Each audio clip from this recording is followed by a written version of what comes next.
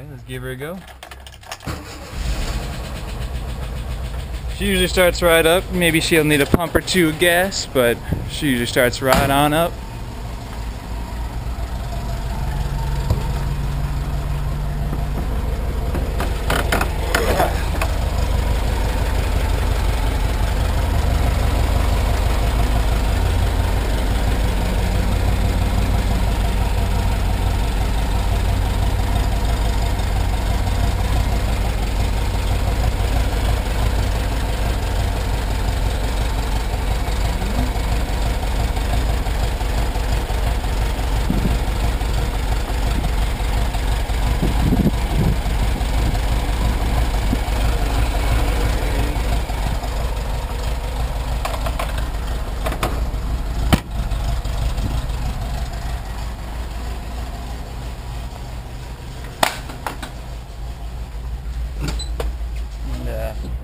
She shifts pretty nicely.